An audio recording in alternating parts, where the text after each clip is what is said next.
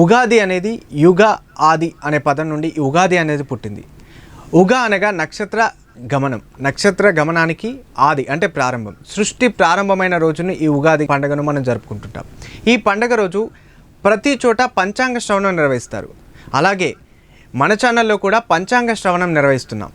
గత 20 ఏళ్ళుగా భాగ్యచక్రం కార్యక్రమం ద్వారా మన సుపరిచితులు శ్రీ పరిపూర్ణానంద స్వామి యాజ్ఞవల్క గారిచే ఈరోజు మనం ఈ పంచాంగ శ్రవణం కార్యక్రమాన్ని నిర్వహిస్తున్నాం.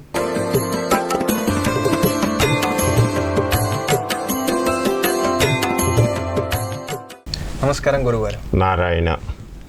విమలపటి కమలకుటి పుస్తక రుద్రాక్ష షష్ఠ హస్తపుటి కామాక్షి పక్ష్మలాక్షి కలిత విపంచి విభాసి వైరించి అపార కరుణాసింధుం జ్ఞానదం శాంతమూర్తినం చంద్రశేఖర గురుం ప్రణమామి ముదాన్వహం. ఎస్ఎస్సి ఛానల్ ప్రేక్షకులందరికీ క్రోధినామ సంవత్సర ఉగాది శుభాకాంక్షలు.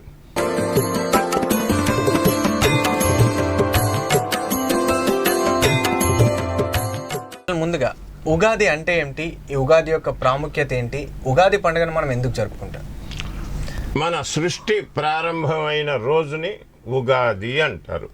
యుగ ఆది, యుగం మొదలైంది. ఉగాదిని మనం చైత్ర శుద్ధ పాడ్యమి నాడు మనం చేస్తూ ఉంటాం. అయితే ఈ ఉగాది అనేటువంటిది చాంద్రమాన ప్రకారంగా ఉగాది, అట్లాగే సూర్యమానం, బార్హస్పత్యమానం, వాళ్ళ ఉగాదులు వాళ్ళకున్నాయి. మార్వాడి వాళ్ళకి కొత్త సంవత్సరం దీపావళి రోజున మొదలవుతుంది. కానీ సృష్టి ప్రారంభమైన రోజు చైత్రశుద్ధ పాడ్యమి అని అంటారు. అందువలన ఇదే అసలైన ఉగాది. అంటే మనకి చూసుకుంటే పంటలన్నీ ఇంటికి వచ్చినాయి. ఆ తర్వాత ప్రకృతి అంతా కూడాను పచ్చగా చక్కగా కళ్ళకు ఆహ్లాదకరంగా ఉంటుంది. ఇప్పుడు దీన్నే వసంత ఋతువు అని కూడా అంటారు.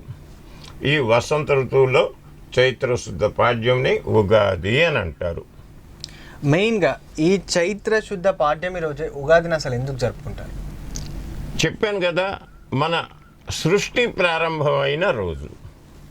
తర్వాత కాలము ముఖ్యం. మనకి డబ్బు పోయింది, సంపాదించుకోవచ్చు. వర్షాలు రాలేదు, కురిపించుకోవచ్చు. రోగం వచ్చింది, బాగు చేయించుకోవచ్చు. కానీ పోయిన కాలాన్ని మనం తీసుకురాలేము. కాలచక్రాన్ని వెనక్కి తిప్పగలుగుతామా? తిప్పలేము. అటువంటి కాలాన్ని గణన చేసుకోవాలి మనం. రూపాయలు ఎట్లాగైతే లెక్క పెట్టుకుంటామో అట్లాగే ఈ కాలాన్ని కూడా గణన అంటే లెక్క చేసుకోవాలి. ఫలానా రోజు ఫలానా తేదీ, వారము, నక్షత్రం, ఇవన్నీ. అట్లా ముఖ్యంగా మనం గనక చూసుకున్నట్టయితే ఇది ఖగోళ శాస్త్రానికి సంబంధించినటువంటి యొక్క విషయం. ఖగోళంలో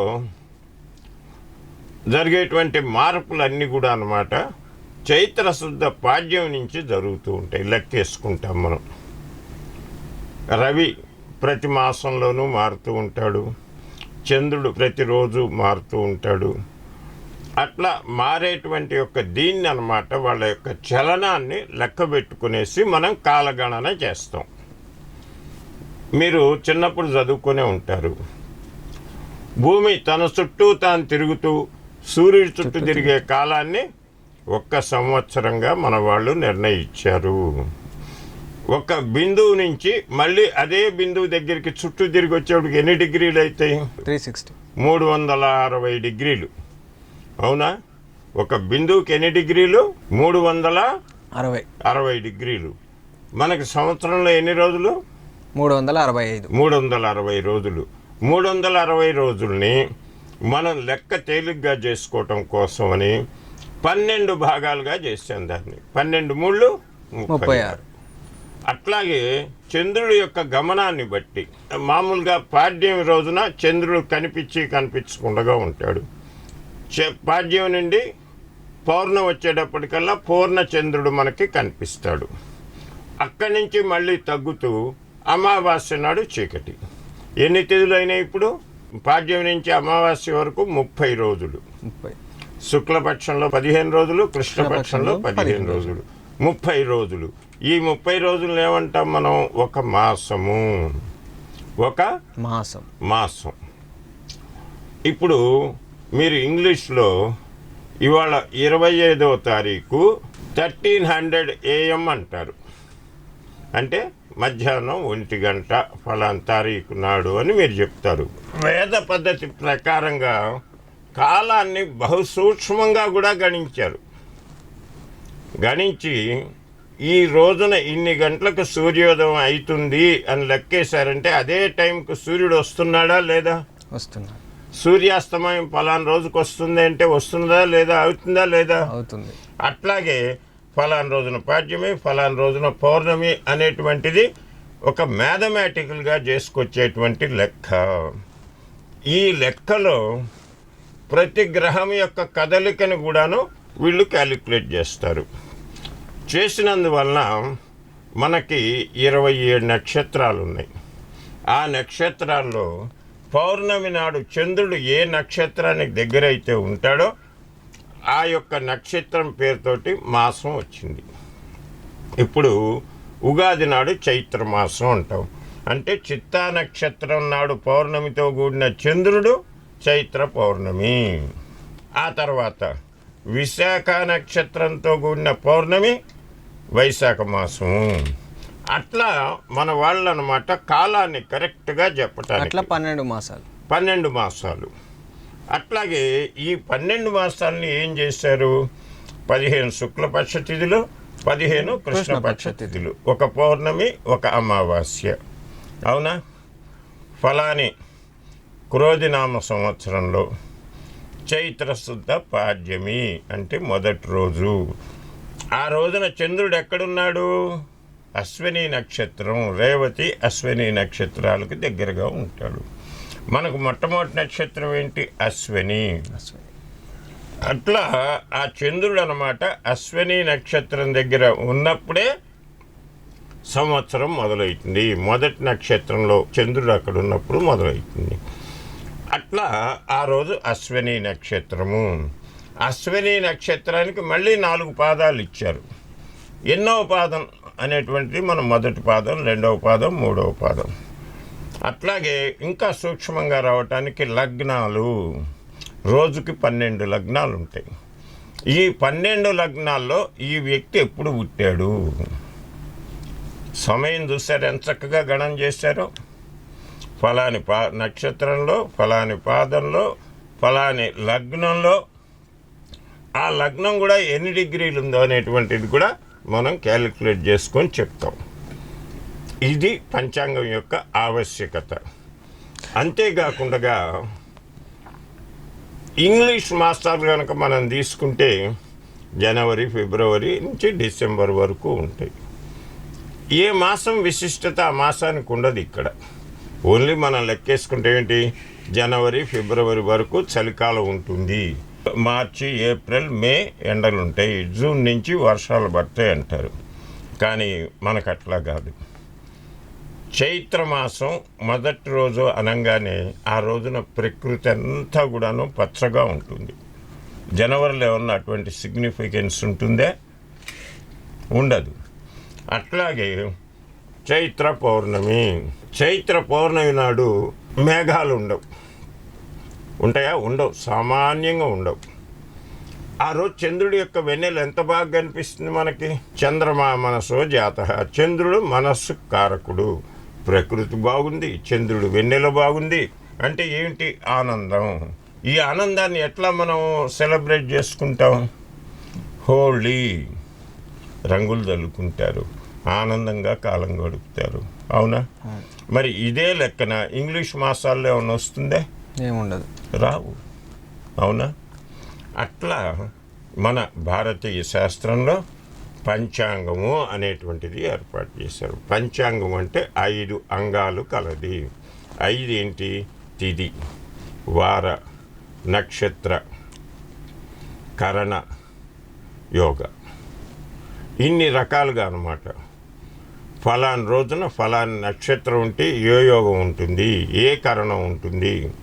కరణం అంటే ఏంటి? చేసే పని శుభంగా జరుగుతుందా కాదా అని నిర్ణయించుకునేది. కరణము అంటే ఎవరు? రాసేవాడు, అంతే కదా, పట్వారి అంటాం మనం. కరణము అంటే చేసేటువంటి పని.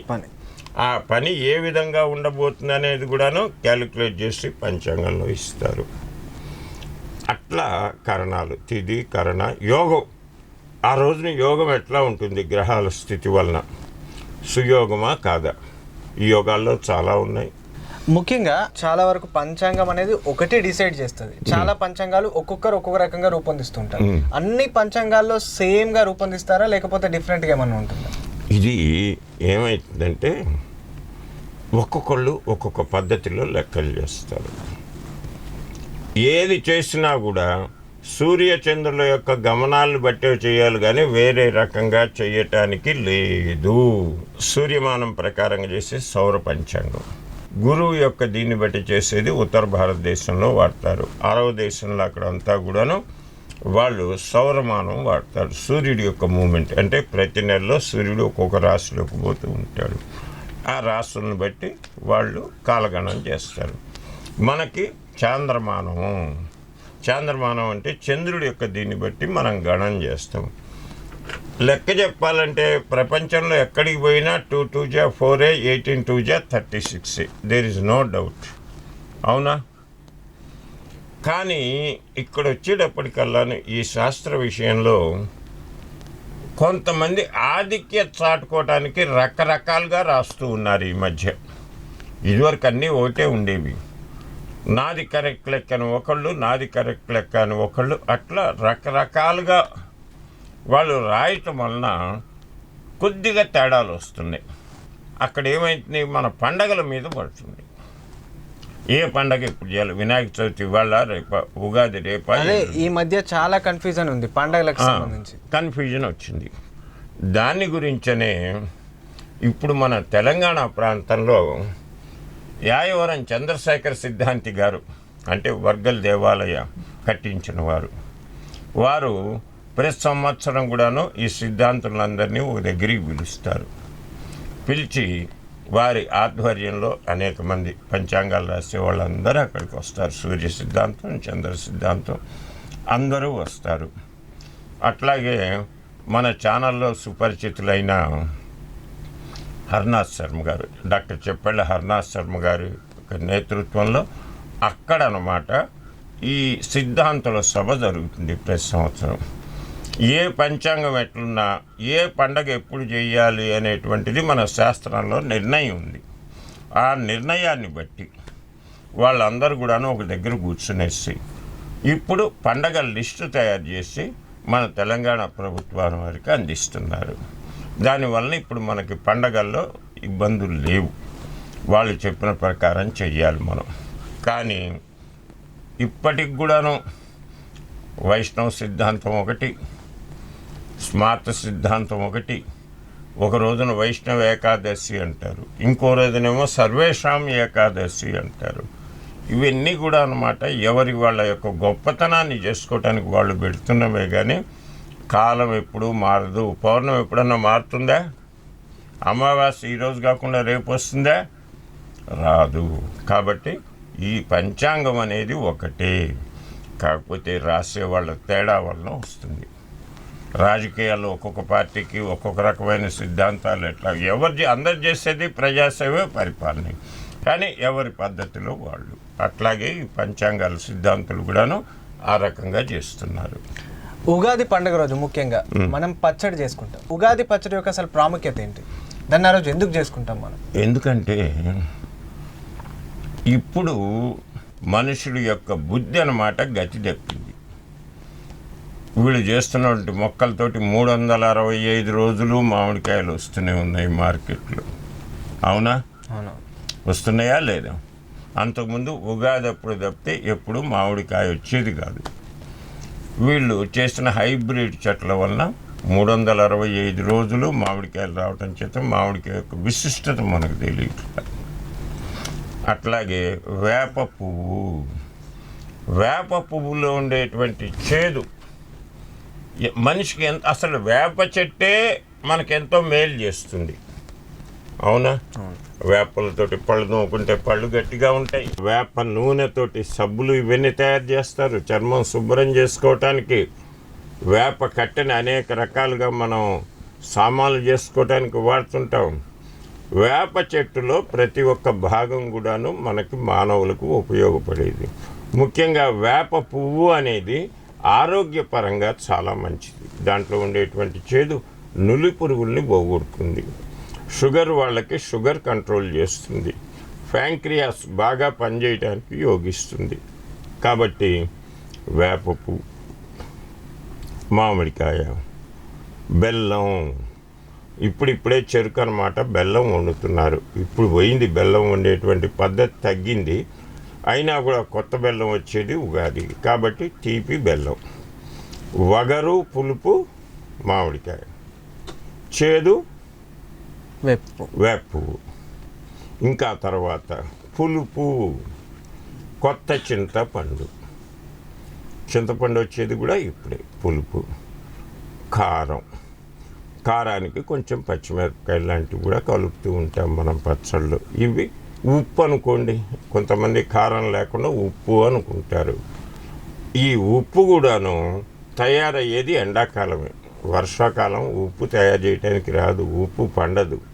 సముద్రపు నీళ్లు పొలంలో గట్లు గట్లు కట్టేసి దాంట్లో పెడితే అది ఎండకు కాస్త ఎవాపరేట్ అయిపోయి ఉప్పు తయారవుతుంటుంది.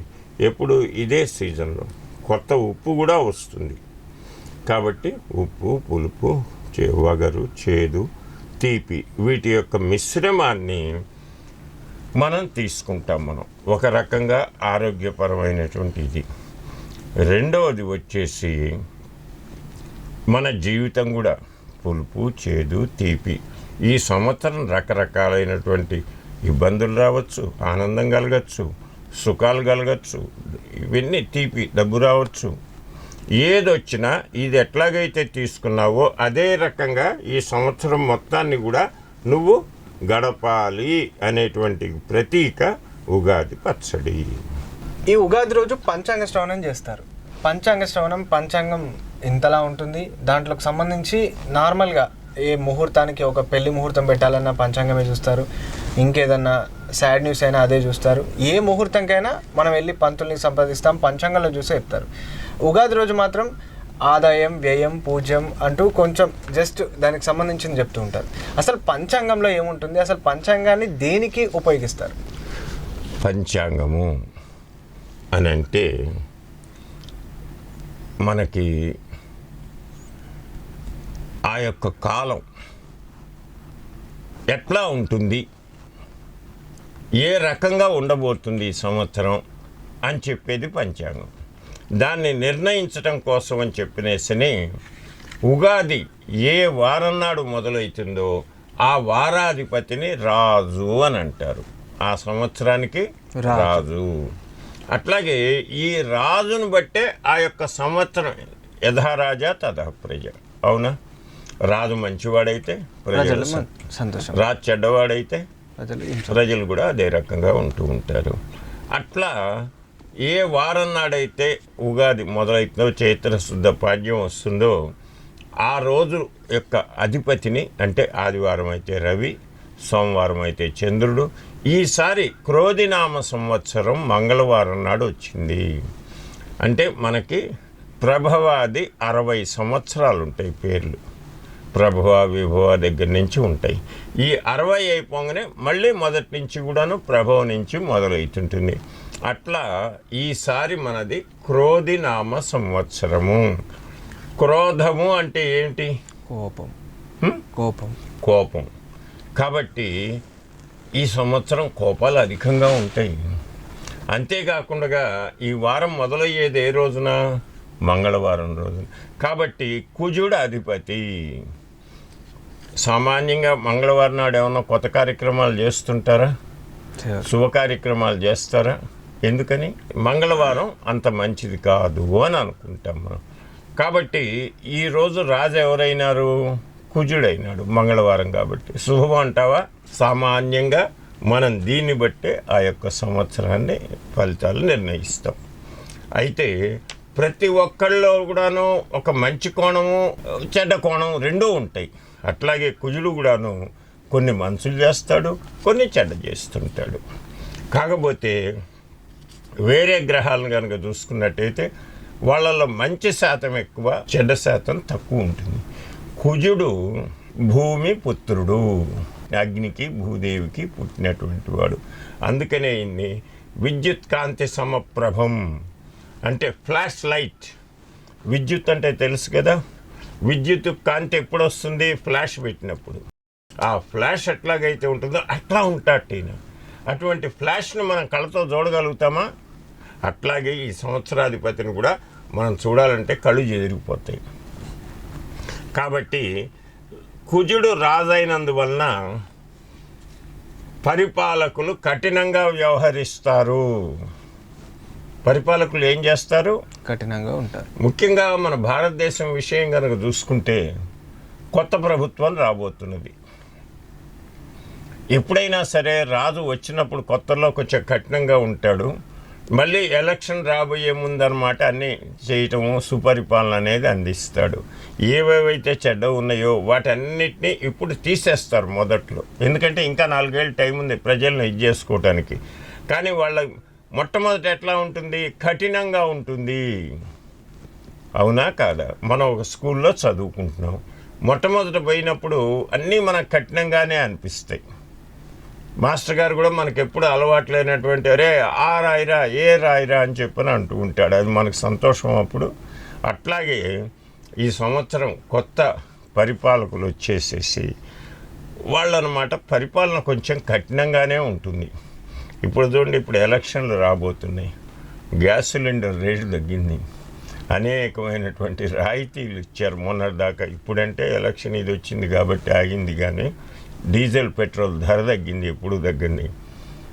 కానీ మళ్ళీ ఎలక్షన్ కాగానే ఇంకా తగ్గించడాలు ఏమి ఉండవు, అన్నీ పెరగడం. కఠినంగా ఉంటాయి నిర్ణయాలు.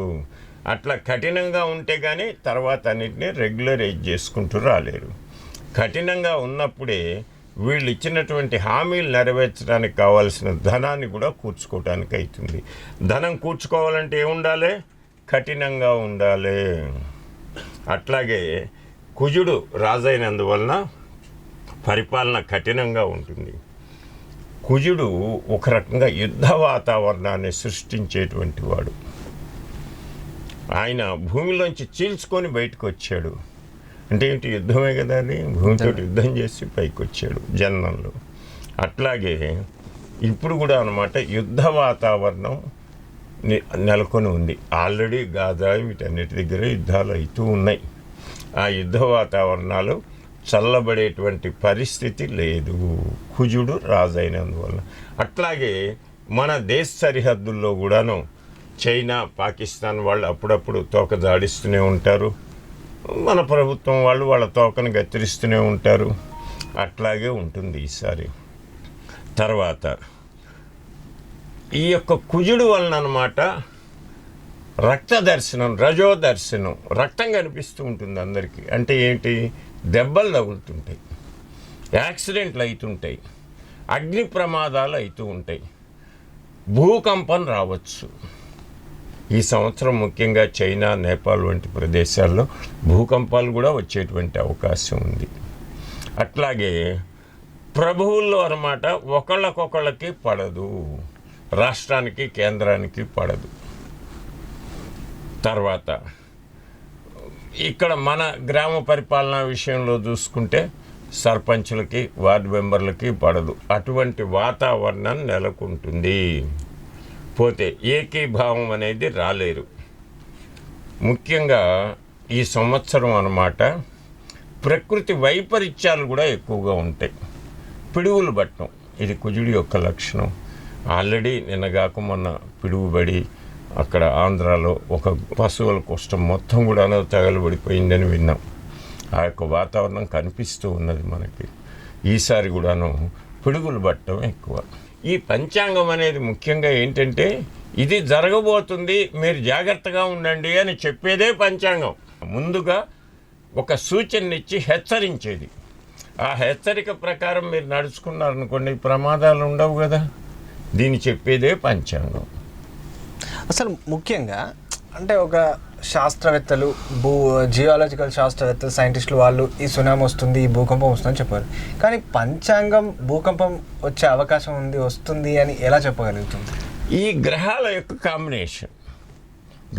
యొక్క కాంబినేషన్ దీన్ని బట్టి నీకు ఇంకొకటి తెలుసునా, భూకంపం వచ్చే ముందర పక్షులకు ముందుగానే తెలుస్తుంది, నీళ్ళల్లో చేపలకు ముందుగా తెలుస్తుంది. ఆ సెన్సిటివ్ని గ్రహిస్తగలుగుతాయి. అవునా? శాస్త్రవేత్తలు కూడా అన్నమాట భూకంపం వచ్చిన తర్వాత ఇంత సెల్సియస్ భూకంపం వచ్చింది అని అంటారు, కానీ భూకంపం రాకముందు హెచ్చరించగలుగుతున్నారా? కానీ పంచాంగం ఏం చేస్తుంది, ఫలానప్పుడు ఫలాని గ్రహాలు కలియటం వలన అప్పుడు భూమిలో మార్పు వచ్చి మనకి ఇది వస్తుంది. అంతదాకా ఎందుకయ్యా? వాతావరణ శాస్త్రవేత్తలు వాతావరణం గురించి ఒక 24 గంటల ముందు లేకపోతే 48 గంటల ముందు, ఈ మధ్య కాస్త ఒక వారం ముందు చెప్పగలుగుతున్నారు. మేఘావృతం అయి ఉంటుంది, వర్ష సూచన ఉంది, heavy rains will be there with thunders అని చెప్పని అంటారు వాళ్ళు.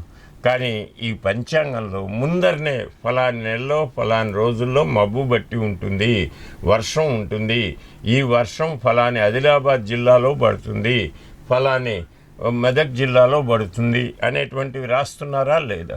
ఏదైనా సరే గ్రహ కలయిక లేనిది జరగదు. ఆ గ్రహాల యొక్క కలయికని క్యాలిక్యులేట్ చేసేవాడే సిద్ధాంతి, వాళ్ళే పంచాంగం రాస్తారు. కాబట్టి అది గ్రహణాలు కూడా. గ్రహణం అంటే ఏం లేదు, భూమి సూర్యుడు ఒకటే లైన్లోకి రావటం, అవునా కదా, నీడబట్టం. మరి ఆ గణన కరెక్ట్గా చేసి ఒక 1000 సంవత్సరాల వరకు వచ్చేటువంటి గ్రహణాలు అన్నిటిని గురించి చెప్పారా లేదా? చెప్పారు.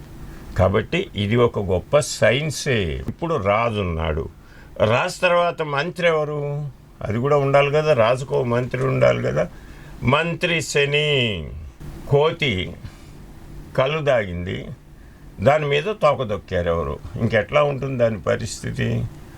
అసలే కుజుడు రాజు, ఆయనకి మంత్రి సలహాలు ఇచ్చేది ఎవరు? శని. కాబట్టి రాజు మంత్రి ఇద్దరు కూడా ఈ రకంగా అయినందువల్ల అన్నమాట దొంగతనాలు ఎక్కువగా జరుగుతాయి ఈసారి. పెద్ద పెద్ద కుంభకోణాలు, ఇప్పుడే మన ఎన్నో కుంభకోణాలు, ఒక ఎంఆర్ఓ గారు కొన్ని కోట్ల రూపాయలు ఆర్జించారట.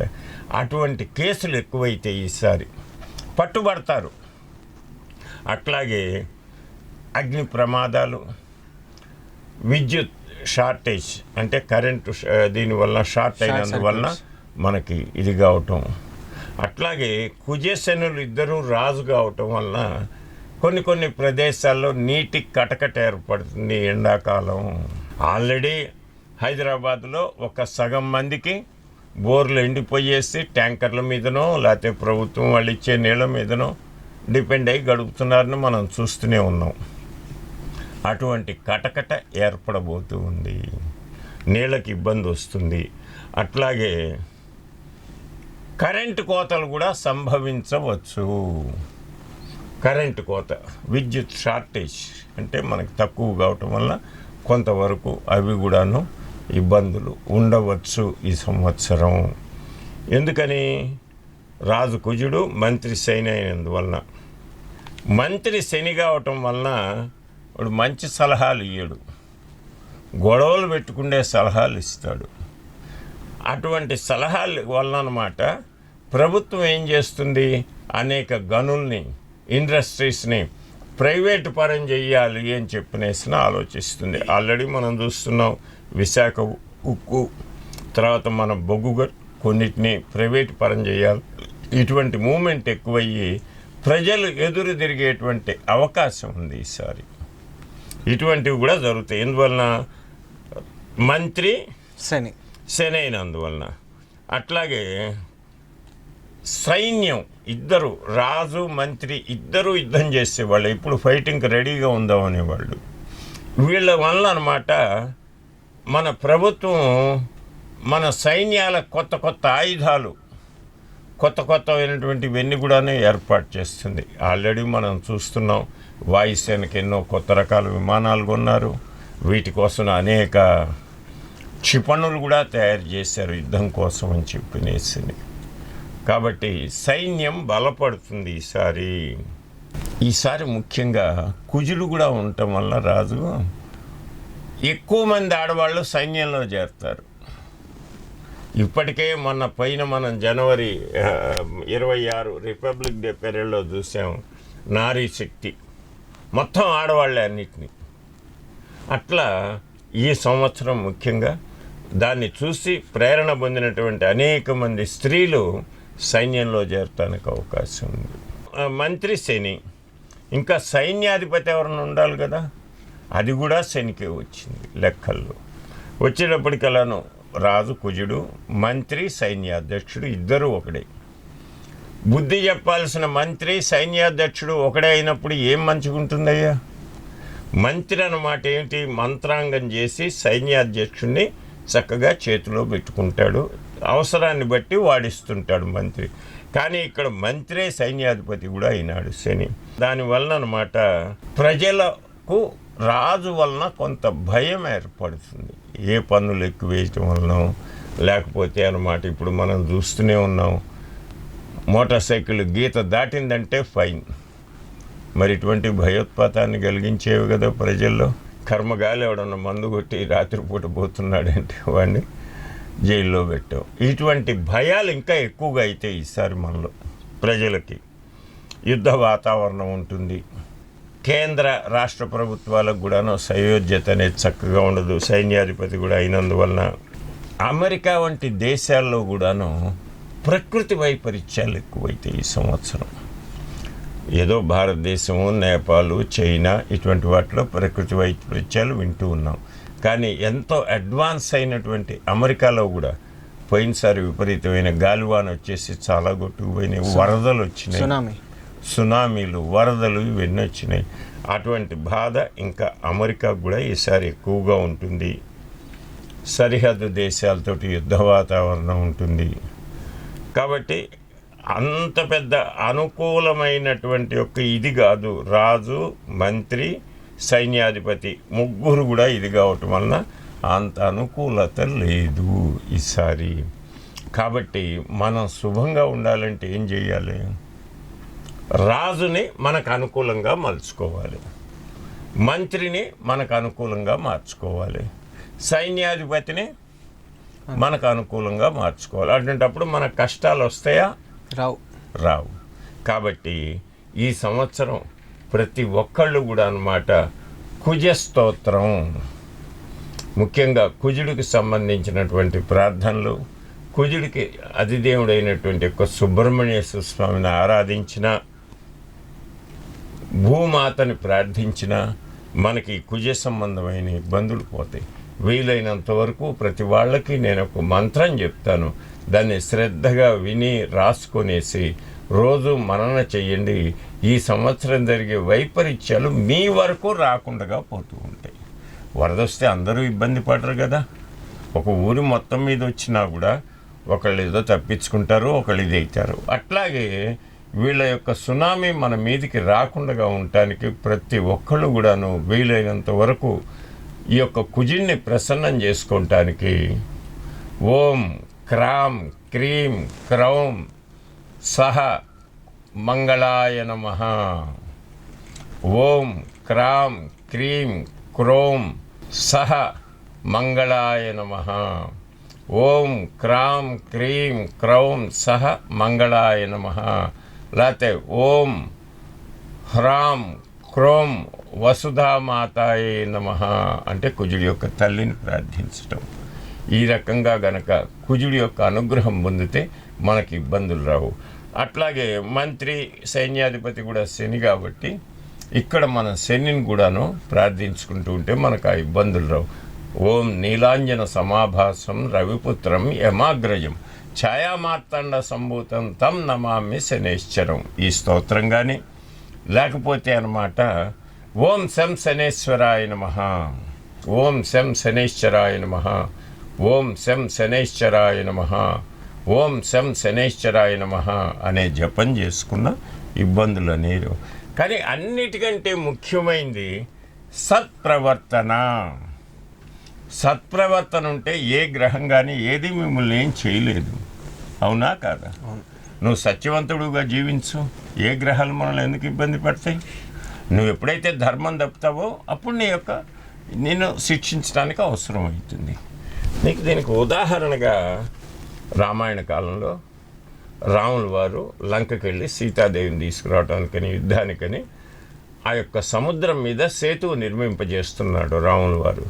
వానరులందరూ బండలు మోసి దాన్ని సముద్రంలో వేసి ఒక వారధి కడుతూ ఉన్నారు. ఆ సమయంలో ఈ ఆంజనేయ స్వామి వారి యొక్క జాతక రీత్యా ఏలినాటి శని పట్టాల్సి వచ్చింది. మరి శని తన పని తను చేసుకోవాలి కదా. దాని నుంచి వచ్చేటప్పటికల్లా అక్కడ రాముల వారు ఉన్నాడు. ఆయనకు నమస్కారం చేసి, రామా ఇట్లా నేను ఆయన్ని పట్టానికి వచ్చా నేను అని అన్నట్టు. సరే నాన్న, నీ పని నువ్వు చెయ్యి, ఎవరి పని వాళ్ళు చేస్తారు, మరి ఆ తర్వాత భగవదీచ్ఛ కాబట్టి చెయ్యి నాన్న అన్నట్టు. అనగానే ఈయన అక్కడికి పోయేసి హనుమంతుల వారి దగ్గరికి, నాయన హనుమాన్ అన్నట్టు. చెప్పండి స్వామి అన్నట్టు. ఎందుకంటే ఈ యొక్క శని హనుమంతుల వారి గురువైన రవిపుత్రుడు కాబట్టి ఆంజనేయ స్వామి వారిని బాగా ఎరుగున ఆయన శని. లోగడు కూడా అనమాట, ఆయన తండ్రి మాట వినకుండా దూరంగా ఉంటే ఒకసారి పట్టుకొచ్చి తండ్రికి అప్పగిచ్చాడు శనిని.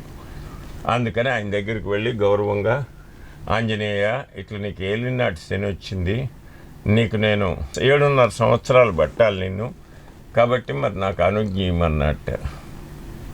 అంటేను ఇప్పుడు నేను రామకార్యంలో ఉన్నా కాబట్టి అంతకాలం కుదరదయ్యా అన్నట్టు. సరే కనీసం నీకు నేను 18 నెలలు పడతానన్నా అన్నట్టు.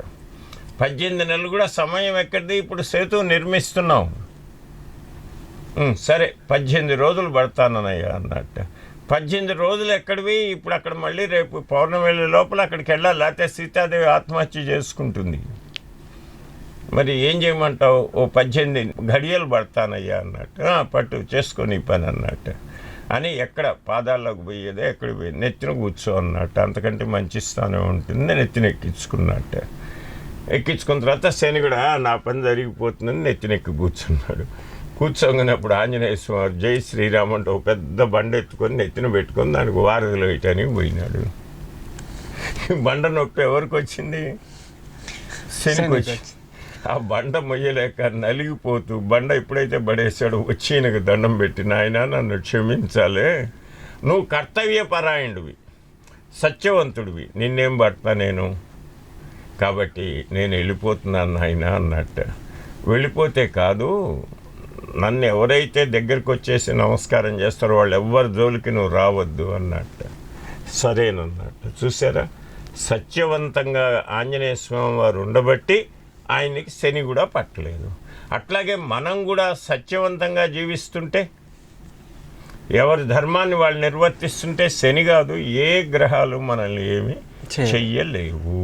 అది ముఖ్యంగా గుర్తుపెట్టుకోవాలి. బుర్ర దొక్కటం ఎందుకు, కాళ్ళు కడుక్కోవటం ఎందుకు, తప్పు చేయటం ఎందుకు, ఈ గ్రహాలతోటి ఇబ్బంది పడటం ఎందుకు. కాబట్టి జాగ్రత్తగా ఉండండి. ఇప్పుడు మనం సస్యాధిపతి, అగ్రికల్చరల్ మినిస్టర్ ఎవరంటే కుజుడు. మళ్ళీ రాజే సస్యాధిపతి, అగ్రికల్చరల్ మినిస్టర్ అయినాడు. కుజుడు సస్యాధిపతి అయినందువలన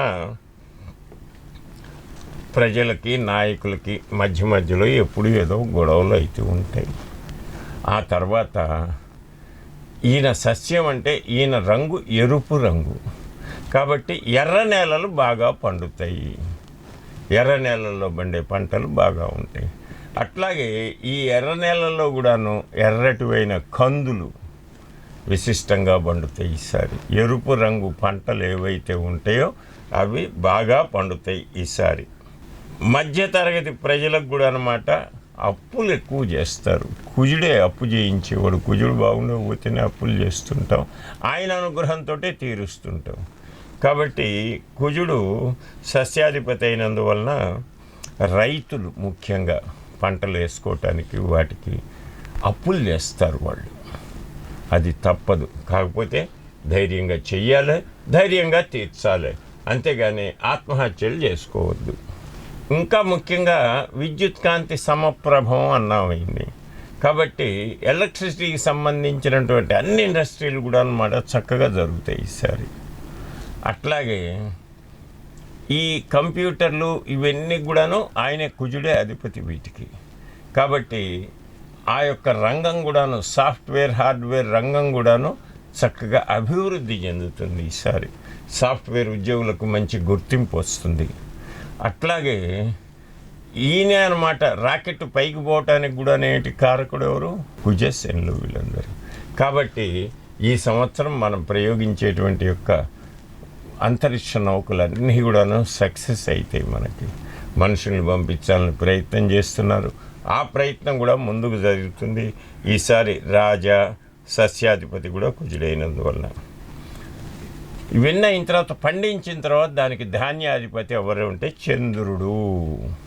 వీళ్ళు 9 మంది ఉంటారు. 9 నవనాయకులు అన్నమాట. వీళ్ళు 9 మంది నాయకులు. దాంట్లో ఈసారి ధాన్యాధిపతిగా చంద్రుడు ఉన్నాడు. చంద్రుడు అయినందువలన మంచి వర్షాలు కురుస్తాయి సమంగా.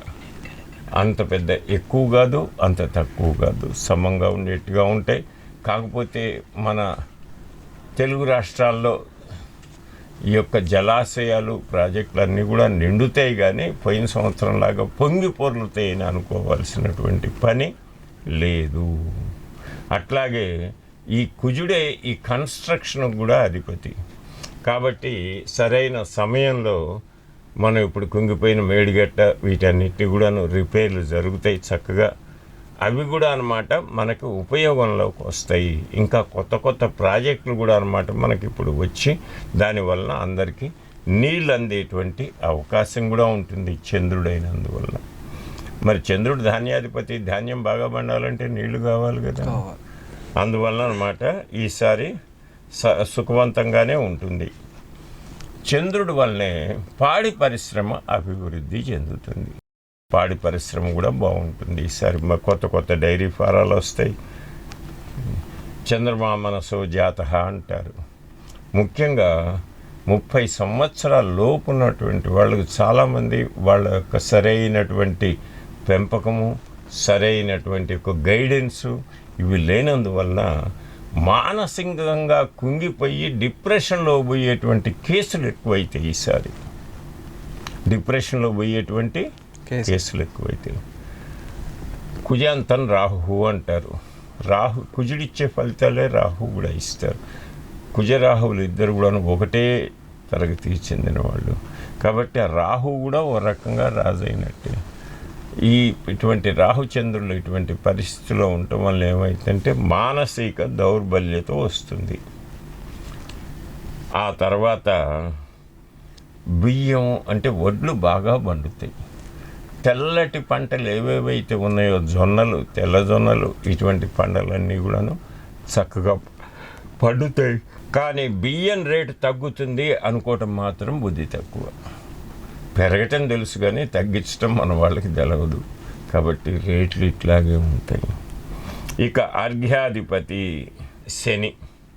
శని ఇందువలన ఒకానొక సమయంలో వస్తువుల రేట్లన్నీ తగ్గుతాయి. ఆనందంగా ఉంటాయని అనుకుంటాం, ఉన్నట్టుగా ఉండేసి రేట్లు పెరుగుతాయి దీనివల్ల.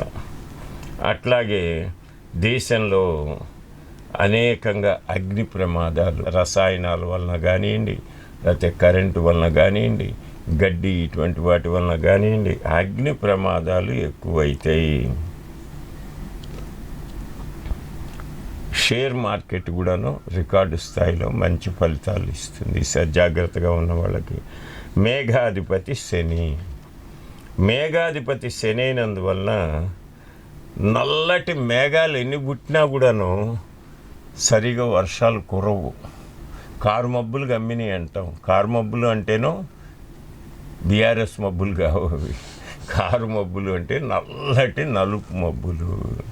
ఆ నల్లటి మబ్బులు ఉంటాయి కానీ పెద్దగా చెప్పుకోదగ్గంత వర్షపాతం ఉండదు. ఈశాన్య ఋతుపవనాలు, నైరుతి ఋతుపవనాలు సకాలంలో వచ్చినప్పటికి కూడాను వర్షాలు కాస్త నెమ్మదిగా కురుస్తాయి. సరిపోయేట్టుగా ఇబ్బంది లేకుండా పడుతుంది కానీ నిండి ఉపయోగపడేటువంటిది ఉండదు. రసాధిపతి గురుడు. రసాధిపతి అంటే ఇప్పుడు మనకి రసం వచ్చేటువంటివి ఏంటి? పల్లీలు ఉన్నాయి, రసం వస్తేనే నూనె. కొబ్బరి అంటే రసం వస్తేనే నూనె, కొబ్బరి నీళ్ళు. అట్లాగే పండ్లు, వీటన్నిటికి కూడాను గురువు కావటం వల్ల అన్నమాట చక్కగా పంటలు బాగుంటాయి. కొబ్బరి వంటి వాటికి అన్నమాట కొంత రేటు తగ్గినా మళ్ళీ పెరిగి చక్కగా అది పూడ్చుకోగలుగుతారు. రసాధిపతి గురువైనందువలన మఠాధిపతులు, సాధువులు, సన్యాసులు అనేక రకమైనటువంటి యజ్ఞయాగాదులన్నిటిని కూడాను చేస్తారు. ఈసారి లోక కళ్యాణం కోసమని కొత్త కొత్త దేవాలయాలు కడతారు. తర్వాత వివాదాస్పదమైనటువంటి కట్టడాలకు కోర్టు తీర్పులు ఎక్కువ శాతం వారికి అనుకూలంగా వస్తాయి. ఎక్కువ శాతం ఉన్నటువంటి వాళ్ళ మనోభావాలకు అనుకూలంగా ఆ యొక్క కోర్టు తీర్పులు కూడా వస్తాయి. రసజాతులు అంటే బెల్లం, పంచదార, అట్లాగే పసుపు, మిరియాలు, వీటికి కూడా అన్నమాట మంచి ధరలు వస్తాయి, బాగుంటుంది. నీరసాధిపతి కుజుడు అంటే రసం లేనటువంటి వస్తువులకు కుజుడు. రసం లేనటువంటి డైమండ్స్, ముత్యాలు, వీటిలో రసం ఉండదు కానీ ఖరీదు ఎక్కువ. అటువంటి రసాధిపతి అన్నమాట పగడాలు, గంధం, వీటన్నిటికీ ఏమొస్తుంది? రసమే ఉండదు. కాబట్టి వీటికి అధిపతి కుజుడు కావటం వలన ఈ సంవత్సరం అన్నమాట ఎర్రచందనం దొంగలు ఎక్కువగా ఉంటారు, ఎక్కువగా జరిగేటువంటి అవకాశం ఉంది. కొత్త కొత్త రోగాలు వస్తాయి, అధికమైన ప్రమాదాలు జరుగుతాయి.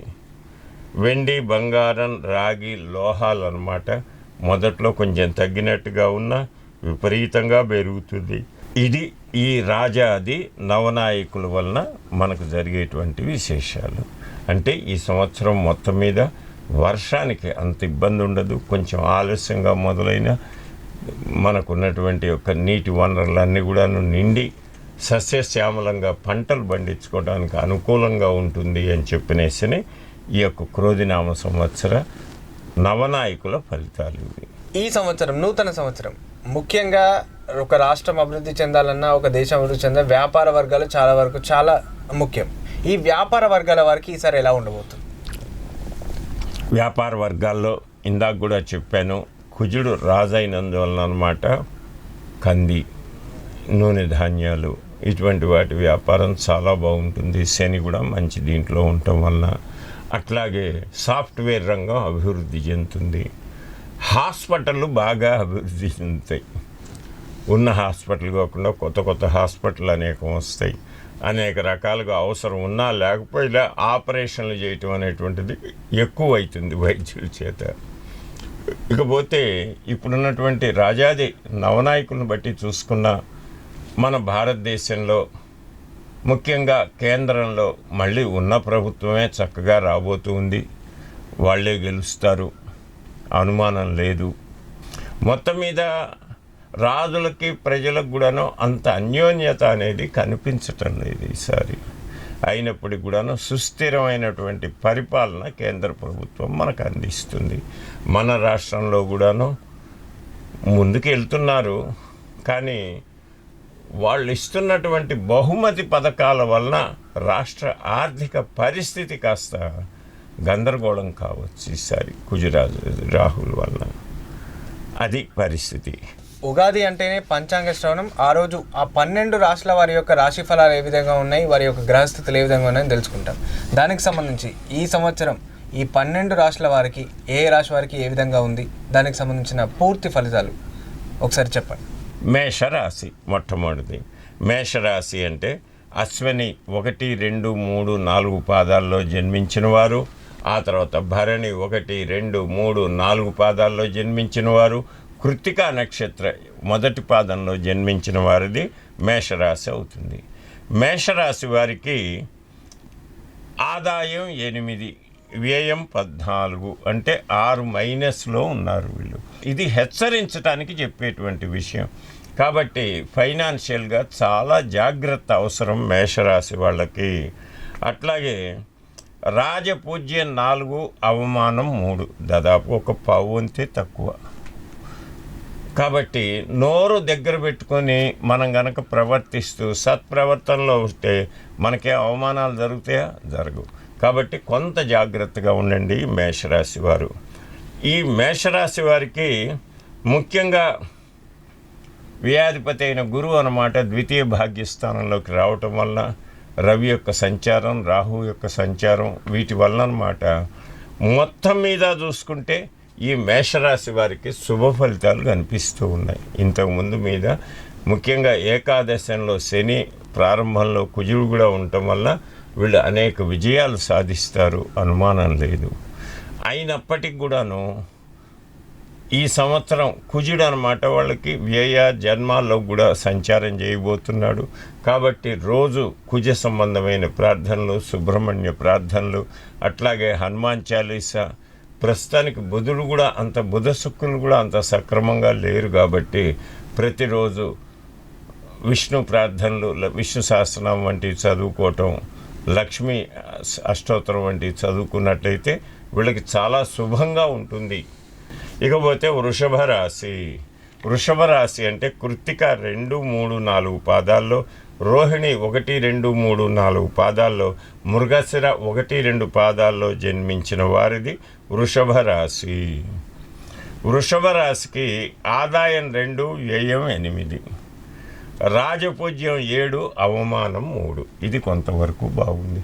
ముఖ్యంగా ఇంతవరకు 12వ స్థానంలో ఉన్నట్టు గురువు జన్మానికి వస్తాడు ఏప్రిల్ 1వ తారీఖు దగ్గర నుంచి. వీళ్ళకి ఏకాదశంలో బుధుడు, అనేక గ్రహాలు కూడా ఇవన్నీ రావటం, గత సంవత్సర కాలంగా వీళ్ళకు పని ఒత్తిడి అధికమయ్యి డబ్బులు సరైన సమయానికి రాక అనేక ఇబ్బందులు పడ్డారు ఈ వృషభ రాశి వారు. ఎప్పుడైతే గురువు అన్నమాట వాళ్ళ రాశిలోకి వస్తాడో అప్పుడు వాళ్ళ కష్టాలు తగ్గి ఆనందంగా కాలం గడపడం ఉంటుంది. అట్లాగే శని కూడాను ఏకాదశంలోనే ఉంటాడు, దానివల్ల అనేక శుభాలు జరుగుతాయి. ఈ యొక్క చంద్ర, కుజ, బుధ సంచారాలు మాత్రం కొంచెం జాగ్రత్తగా గమనించుకుంటూ తగిన ప్రార్థనలు చేసుకుంటే బాగుంటుంది.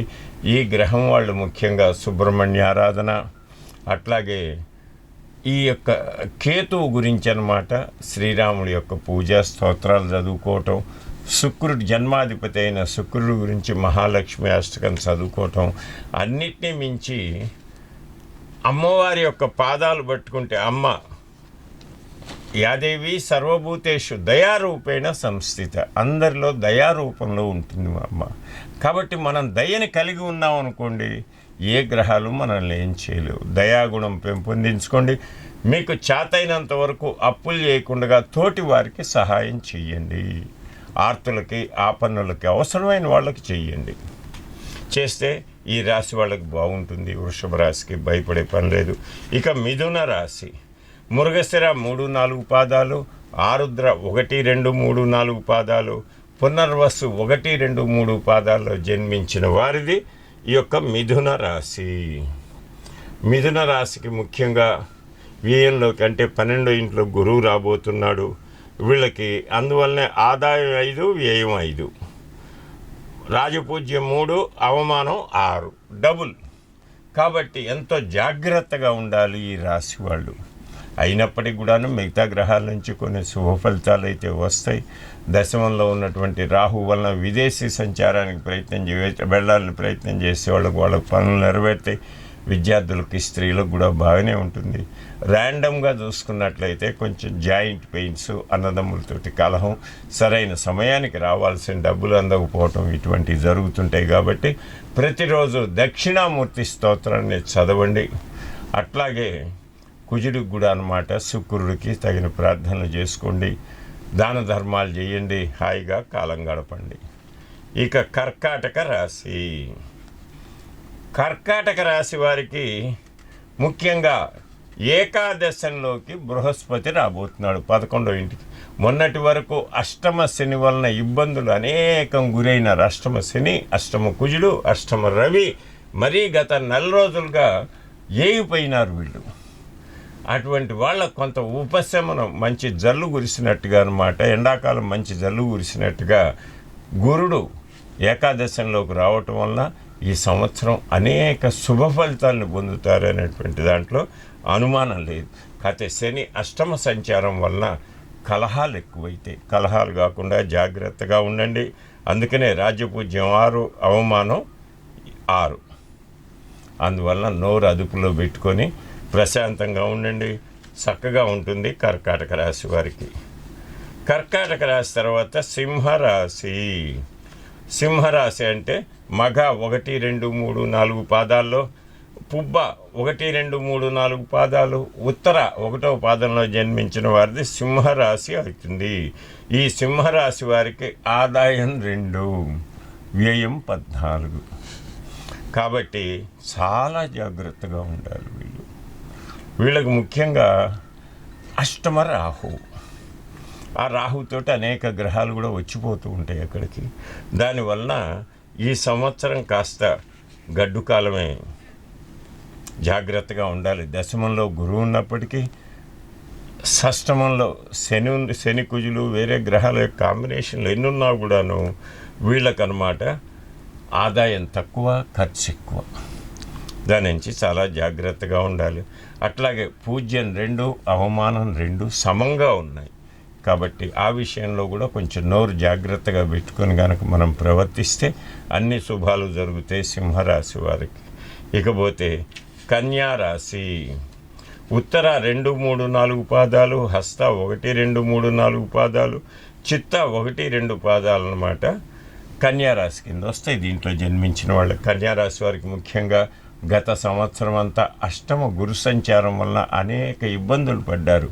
ఇల్లు గట్ట మొదలుపెట్టారు, సగంలో ఆగిపోయింది. కారు కొందాం అనుకున్నారు, ఆగిపోయింది. అట్లా అనేక పనులు ఆగిపోయినాయి. సోదరులతోటి గొడవలు అయినాయి. ఆరోగ్యం కూడా అంత బాగలేదు. అనేక అనారోగ్య పరిస్థితులు ఏర్పడ్డాయి. ఇవన్నీ పోతాయి. గురువు నవమంలోకి రావటం, వీటన్నిటి వలన అన్నమాట చాలా శుభ ఫలితాలు పొందుతారు వీళ్ళు. కాబట్టి ఇదివరకు నైరాశ్యతను తొలగించండి, చక్కగా ఉండండి. ఆదాయం 5, వ్యయం 5.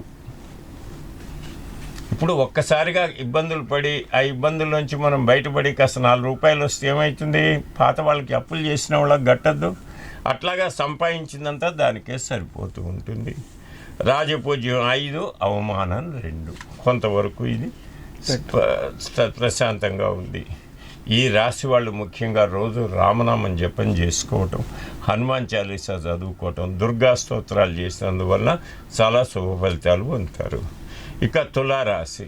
తులారాశి అంటే చిత్త 3, 4 పాదాల్లో, స్వాతి 1, 2, 3, 4 పాదాలు, విశాఖ 1, 2, 3 పాదాల్లో జన్మించు అది తులారాశి అవుతుంది. తులారాశి వారికి ముఖ్యంగా ఆదాయం 2, వ్యయం 8, రాజపూజ్యం 1, అవమానం 5. కాబట్టి ఈ రాశి వాళ్ళు ఏంటి, అప్పులు చేయాలి. 2 రూపాయలు వస్తూ 8 రూపాయలు ఖర్చు అవుతున్నాయంటే ఏంటి, అప్పు చేయాల్సింది. ఈ రాశి వాళ్ళకి ఏంటంటే ముఖ్యంగా అష్టమ గురు సంచారం, 8వ ఇంట్లో గురు సంచారం ఉండటం వల్ల కాస్త ఈ సంవత్సరం అంతా కూడాను క్రోధినామ సంవత్సరం మొత్తం అంత శుభమైనటువంటి యొక్క సంవత్సరం కాదు. కాకపోతే ఇది అందరికీ అని అనటానికి వీల్లేదు. మనం చేసే కర్మలను బట్టి మనకుంటుంది. అర్థమైందా? అట్లాగా ఈసారి తులారాశి వారికి కూడా అంత అనుకూలంగా లేదు. వీళ్ళు రోజు దక్షిణామూర్తి స్తోత్రాన్ని ఎంత వీలైతే అంత చదవండి. సాయిబాబా వారి ప్రార్థనలు కానీ అట్లా ఏదైనా గురువుకు సంబంధించినటువంటి ప్రార్థనలు చదువుకోండి. అభిషేకం చేయించండి, శివుడికి నమస్కారం చేసుకోండి ప్రతిరోజు. అట్లాగే ఈ యొక్క గురువారాల్లో అన్నమాట దత్తాత్రేయుడి ఆరాధన, సాయిబాబా వారి గుడికి వెళ్ళటం, ఆవుకి శనగలు తినిపించడం, దీని ద్వారా బృహస్పతి యొక్క అశుభ ఫలితాలు పోయి శుభ ఫలితాలు రావడానికి అవకాశం ఎక్కువ ఈ రాశి వారికి. ఇకపోతే వృశ్చిక రాశి. వృశ్చిక రాశి వాళ్ళకన్నమాట ఇప్పుడు నవమ గురు సంచారం, దశమ గురు సంచారం. గురు సంచారం బాగుంటుంది వీళ్ళకి ఈ సంవత్సరం. రాహుకేతువుల యొక్క సంచారం కూడాను చాలా బాగా ఉంది. బృహస్పతి సంచారం వల్ల అన్నమాట సప్తమంలో ఉండి వీళ్ళని చూస్తుంటాడు కాబట్టి వీళ్ళకి చక్కగా ఉంటుంది. అనుకోకుండా డబ్బుల యొక్క ఆదాయం పెరుగుతుంది. నిలవేసుకుంటారు కొంతవరకు. అట్లాగే ఈ డబ్బును చూసినటువంటి ఒక మదం చేత కొంచెం గొడవలు ఎక్కువైతాయి. కాబట్టి రాజపూజ్యం 4, అవమానం 5. ఒళ్ళు దగ్గర పెట్టుకొని చక్కగా ప్రతిరోజు కూడా అన్నమాట సుబ్రహ్మణ్యాష్టకం, అట్లాగే దుర్గాదేవి స్తోత్రాలు, శివారాధన, లలితా సహస్రనామం వంటి చదువుకుంటే వృశ్చిక రాశి వారికి ఇంకా మంచి ఫలితాలు వస్తాయి, శుభంగా ఉంటారు. ధనస్సు రాశి వారికి ఈ సంవత్సరం షష్టమ గురు సంచారం, చతుర్థ రాహువు, కానీ తృతీయ శని, దశమంలో కేతువు, ఇవన్నీ కూడా అన్నమాట చాలా శుభ ఫలితాలను ఇచ్చేటువంటి యొక్క గ్రహాలు. దాని నుంచి వీళ్ళకి ఆదాయం 11, వ్యయం 5, రాజపూజ్యం 7, అవమానం 5. ఎన్నో సంవత్సరాలుగా మీరు ఎదురు చూస్తున్నటువంటి పనులన్నీ అయితే, ఇల్లు గట్ట మొదలుపెట్టి ఆగిపోయిన వాళ్ళకి ఇల్లు అయితే ఇల్లు అవుతుంది, వివాహం కాని వాళ్ళకి వివాహం అవుతుంది. ఈ రాశి వాళ్ళకి చక్కగా ఉంటుంది. కానీ ప్రతిరోజు ఆంజనేయుడి ఆరాధన కానీ, హనుమాన్ చాలీసా కానీ చదువుకోండి, అన్ని శుభ ఫలితాలు జరుగుతాయి ఈ యొక్క ధనుర్రాశి వారికి. ఇకపోతే మకర రాశి అంటే ఉత్తరాషాఢ 2, 3, 4 పాదాలు, శ్రవణం 1, 2, 3, 4 పాదాలు, ధనిష్ట 1, 2 పాదాల్లో జన్మించిన వారిది మకర రాశి. మకర రాశి వారికి 14 ఆదాయం, 14 వ్యయం, వచ్చినంత ఖర్చు పెడతారు. రాజపూజ్యం 3, అవమానం 1. ముఖ్యంగా గత 6-7 సంవత్సరాలుగా ఈ మకర రాశి వారికి అస్సలు బాగలేదు. ఆరోగ్య రీత్యా కానీ, సంపాదన రీత్యా కానీ, గురుబలం లేదు, వేరే గ్రహాలు ఏలినాటి శని, ఇట్లా అనేక రకాలుగా విసిగి వేసారిపోయి ఉన్న వాళ్ళకి మీ మీద మల్లెపూల వాన కురిసినట్టే ఈ సంవత్సరం. వాన చల్లదనం, అందులో మల్లెపూల వాన అంటే చల్లదనంతో సుగంధం కూడా. అట్లాగే వీళ్ళకి అన్ని విధాల గ్రహస్థితి అనుకూలంగా ఉన్నందువలన అనేకమైన శుభాలు జరుగుతాయి, పెళ్ళిళ్ళు అవుతాయి, పిల్లలు పుడతారు, డబ్బులు సంపాదిస్తారు, ఖర్చు పెడతారు. కొంచెం నోరు జాగ్రత్తగా పెట్టుకోండి. ప్రతిరోజు సుబ్రహ్మణ్యాష్టకం ఇటువంటి స్తోత్రాలు చదువుకోవటం, ఇవి చేసినట్టయితే చాలా బాగుంటుంది ఈ రాశి వాళ్ళకి. ఇక కుంభరాశి, ధనిష్ట 3, 4 పాదాలు, శతభిషం 1, 2, 3, 4 పాదాలు, పూర్వభద్ర 1, 2, 3 పాదాల్లో పుట్టిన వాళ్ళది కుంభరాశి. వీళ్ళకి 14 ఆదాయం, 14 వ్యయం, రాజపూజ్యం 6, అవమానం 1. ఈ రాశి వారికి కూడాను జన్మంలో శని సంచారం, ద్వితీయంలో రాహు సంచారం, ముఖ్యంగా మిగతా గ్రహాలన్నీ మారుతుంటాయి. కాకపోతే అర్ధాష్టమ గురు సంచారం, బృహస్పతి 4వ ఇంట్లో ఉంటాడు, అర్ధాష్టమం అంటారు. దీనివల్ల శుభాశుభ మిశ్రమంగా ఉంటుంది ఈ కాలం. ప్రతిరోజు దక్షిణామూర్తి స్తోత్రం వంటి చదువుకోండి, శని స్తోత్రం చదువుకోండి, ధర్మపరంగా జీవించండి, అన్ని శుభాలు జరుగుతాయి ఈ రాశి వారికి. చిట్ట చివరి మీనరాశి, పూర్వభద్ర 4వ పాదం, ఉత్తరాభద్ర 1, 2, 3, 4 పాదాలు, రేవతి 1, 2, 3, 4 పాదాల్లో జన్మించిన వారిది మీనరాశి. ఈ మీనరాశి వాళ్ళకి గ్రహ సంచారం ఏలినాటి శనినప్పటికి కూడాను జన్మంలో ఉన్న రాహువు, సప్తమంలో ఉన్న కేతువు, మిగతా గ్రహాలు ఇవన్నీ కూడా అనుగ్రహం ఉండటం చేత ఆదాయం 11, వ్యయం 5, పూజ్యం 2, అవమానం 4 ఆ శని వలన. కాబట్టి జాగ్రత్తగా ఉండండి. ప్రతిరోజు కూడా అన్నమాట ఈ యొక్క దక్షిణామూర్తి స్తోత్రం, శని స్తోత్రం, మహాలక్ష్మి అష్టకం వంటి వాటిని చదువుకోండి, ధర్మంగా జీవించండి, మొత్తం మీద శుభంగా ఉంటుంది. ఇది 12 రాశుల వారికి ఈ యొక్క క్రోధినామ సంవత్సరంలో జరగబోయేవి సూక్ష్మంగా చెప్పాను, అతి సూక్ష్మంగా. ఇంకా త్వరలో నేను చెప్పబోయేటువంటి వార ఫలాల్లో మీ యొక్క జాతకాలన్నిటి కూడా చక్కగా విశ్లేషిస్తాను. సర్వే జనా సుఖినో భవంతు. అందరికీ మరొక్కసారి ఉగాది శుభాకాంక్షలు. గురుగారు పంచాంగ శ్రవణంకి సంబంధించి చక్కగా విశ్లేషించారు. ఏ రాశుల వారికి ఏ విధంగా అవ్వబోతుంది, వారికి సంబంధించిన 12 రాశుల వారికి సంబంధించిన పూర్తి ఫలాలు కూడా అందించారు. ధన్యవాదాలు గురుగారు. అందరికీ సంవత్సరం కలిసి రావాలని ఆ జగన్మాతను ప్రార్థిస్తూ సెలవు తీసుకుంటున్నాను. ఇది ఇవాల్టి ప్రత్యేక కార్యక్రమం. మరో ప్రత్యేక కార్యక్రమంలో మళ్ళీ కలుద్దాం. నమస్కారం.